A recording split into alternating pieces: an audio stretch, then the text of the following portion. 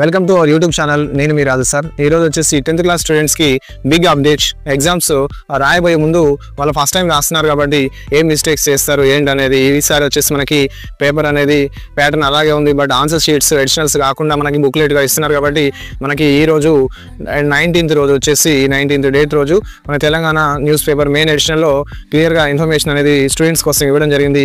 Students అందరికీ information pass చేయడం కోసం, ఈ అప్డేట్ ఇవ్వడం కోసం నేను వచ్చేసి ఇక్కడ వీడియో చేయడం జరుగుతుంది.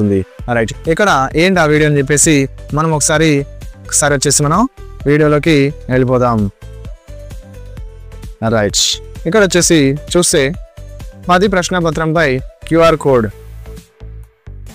10 ప్రశ్నపత్రంపై క్యూఆర్ కోడ్ అంటే క్వశ్చన్ పేపర్ పైన క్యూఆర్ కోడ్ అంటే మనకు స్కాన్ చేస్తే ఆ కోడ్లో మన డీటెయిల్స్ వస్తాయి. సో రీజన్ ఏంటంటే ఈ హెడ్డింగ్ పెట్టడానికి ఇక్కడ క్యూఆర్ కోడ్ పెట్టిన రీజన్ ఏంటంటే ప్రతి సంవత్సరం క్వశ్చన్ పేపర్ అనేది అవుట్ అవుతుంది.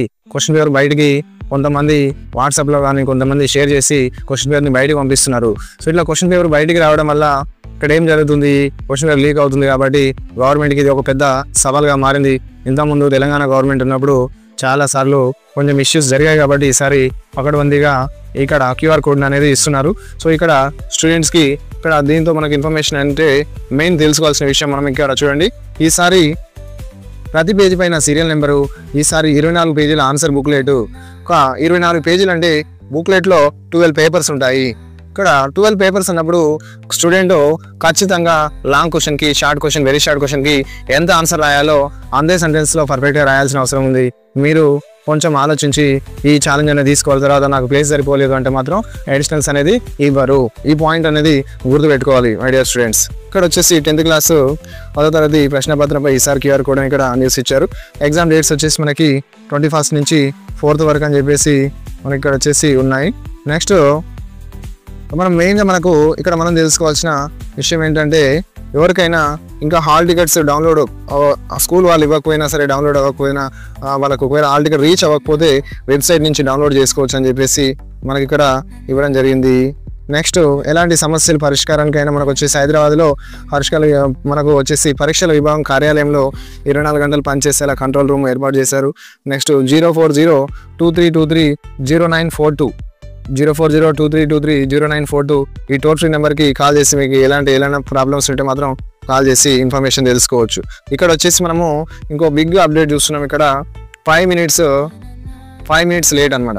ఈ 5 మినిట్స్ లేట్ అయితే మాత్రం 5 నిమిషాల వరకు అనుమతిస్తారు. 5 మినిట్స్ తర్వాత మీరు వస్తే మాత్రం అక్కడ వచ్చేసి మనకు పోలీస్ డిపార్ట్మెంట్ ఉంటుంది, కానిస్టేబుల్స్ సెంటర్, ప్రతి సెంటర్లో కానిస్టేబుల్ అనేది కంపల్సరీ వాళ్ళు స్టాప్ చేస్తారు. వాళ్ళ రూల్స్ గైడ్లైన్స్ ప్రకారం ప్రతి పరిస్థితిలో మిమ్మల్ని లోపలికి పంపించడానికి ప్రసక్తే లేదు నాన్న.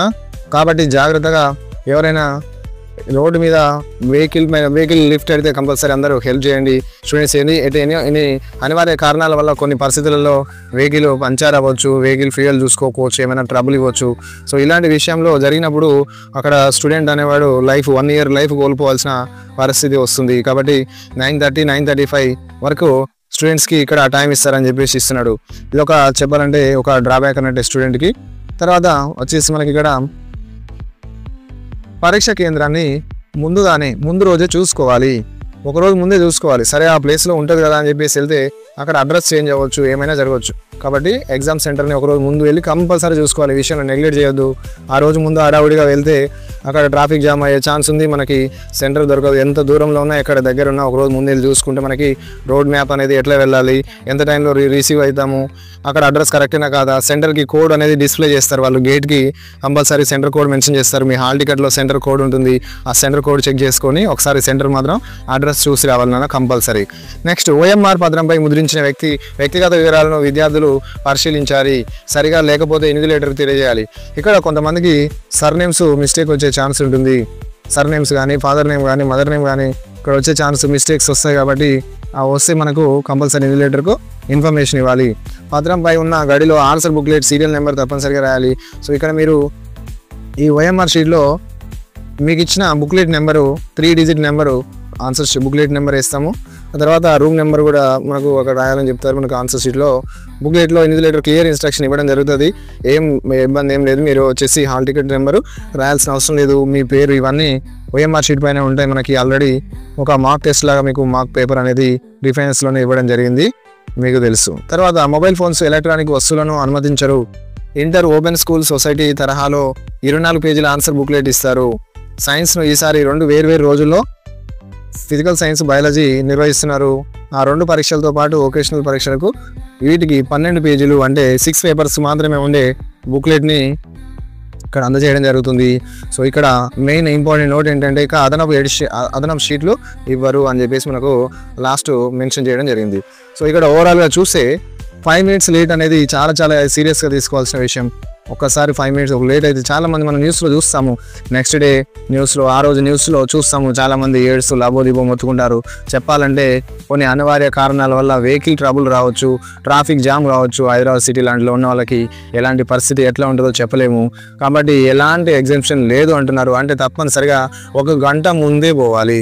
ఎలాంటి పరిస్థితి వచ్చినా సరే మనము వెళ్ళేటట్టుగా 1 గంట ముందే వెళ్తే మనకు 1 గంట ముందే ఉండాలి. కంపల్సరిగా ఈ విషయం మాత్రం గుర్తుపెట్టుకోండి. తర్వాత ఇక్కడ మనకు ఇంకో విషయం ఏంటంటే బుక్లెట్ పైన ఎలాంటి హాల్ టికెట్ నెంబర్ రాయకూడదు. బుక్లెట్లో ఆన్సర్ రాసే బుక్లెట్ ప్రతి పేజీలో కానీ మనము ఎలాంటి హాల్ టికెట్ నెంబర్ రాయొద్దు. క్వశ్చన్ పేపర్ పైన మాత్రం హాల్ టికెట్ నెంబరు రాయమని చెప్తున్నారు. మనకు బుక్లెట్లో అడిషనల్ షీట్స్ ఉండవు. మ్యాప్ కానీ ఇంకా మనకి బిట్ పేపర్ కానీ నెక్స్ట్ గ్రాఫ్ కానీ మనం యాడ్ చేసినప్పుడు వాటికి మెయిన్ బుక్లెట్ నెంబర్ మాత్రమే రాయాలి. మనకి ఒక తెలుగు ఎగ్జామ్ రాసిన వెంటనే మీకు ఒక ఐడియా వస్తుంది, రైట్? సో ఇది మనకి అప్డేట్స్ వచ్చేసి. మీకు మన ఇన్ఫర్మేషన్ మన ఛానల్ నుంచి ఇన్ఫర్మేటివ్ అనుకుంటే కంపల్సరీగా లైక్ చేయండి, షేర్ చేయండి, సబ్స్క్రైబ్ చేసుకోండి. మీకు 10th పాటు ఇంటర్ ఇన్ఫర్మేషన్ అండ్ మనకి ఫిజికల్ సైన్స్ సంబంధించిన, ఫిజిక్స్ సంబంధించిన, కెమిస్ట్రీ సంబంధించిన కంటెంట్ వస్తుందని ఆశిస్తూ సెలవు తీసుకుంటున్నాను. రాజు సార్, థ్యాంక్ యూ.